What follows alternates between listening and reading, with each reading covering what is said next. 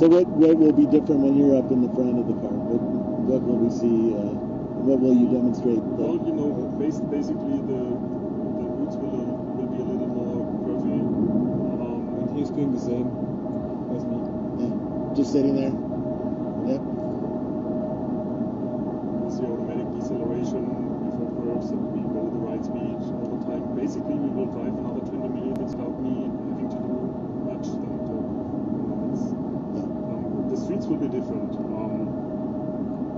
In this vehicle, we don't have HD maps, right? So we don't know exactly whether we are, from a map point of view, whether we are on the right or on the left lane.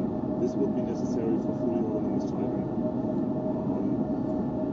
We see, of course, with the sensors whether we are on the right or the left lane. But by the way, our connections are weak, so we might die again, but I'll just keep the phone running, and if it starts again, we'll keep going. Hopefully we get cell phones coverage here. There's some questions.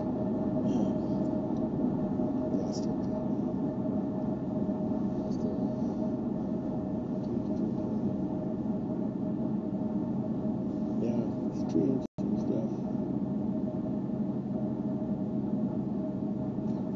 Have you noticed a difference in insurance rates was one of the questions. Whether you have features, safety features involved in the car. Yeah. It makes a difference. It can make a difference. The way it works is that normally, at least in Germany, this is the way it works, that you get an initial insurance rating when the car goes into market, and there the insurance companies consider the technology which is in the vehicle. Yeah. For example, when we first introduced the Distronic in the S-Class years ago,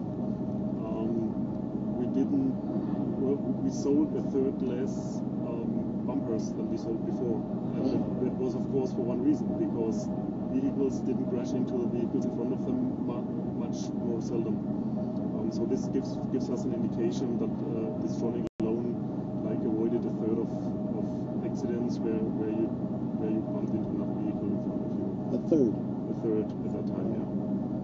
All right, we're back. We were just talking about insurance rates. Somebody asked a question about, Roman asked a question about insurance rates. And you said that a third, when you started putting these features into cars, that you sold a third less bumpers. Yeah, that's right. Well, our colleagues in after sales didn't like it too much at some time, but yes. That indication was then given to the insurance companies, and they made long-term statistics and everything, and for many of the vehicles we were successful that we were in a lower insurance rate. And now you get the next takeover warning because we have to turn right onto the NV168.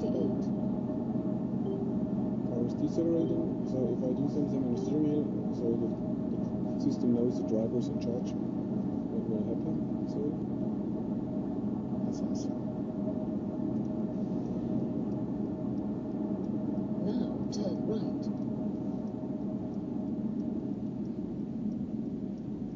So you're still driving here.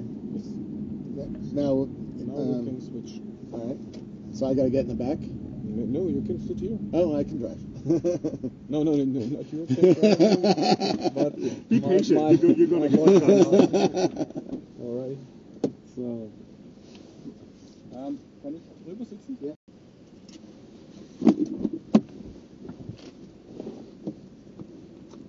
So what are we going to see? What are we going to see now? Again, basically, we will have the drive pilot of the autonomous test version in the E-Class, and we will see that we follow the road and decelerate and accelerate adequately. We will see that the vehicle automatically takes over new speed limits and adapts it to the speed. I basically don't have to do anything then, but the car takes care of following the road, and we will see that this is... By the way, I see a new feature on the dash that it sees the speed limit sign. How does it know the speed limit? Is it looking on the camera with the signs, or is that from the mapping features that have been mapped? It sees it from the signs. Now, if it doesn't see it from the sign for a long time, it would use it from the maps. Okay. There are systems out there that only use map data. But sometimes that is not really too accurate.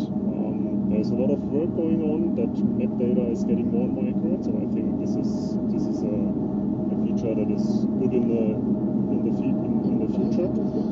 In February, by the way, I'm visiting here, who makes your maps. The new maps. Here does not make this map yet. This is still TomTom map, right?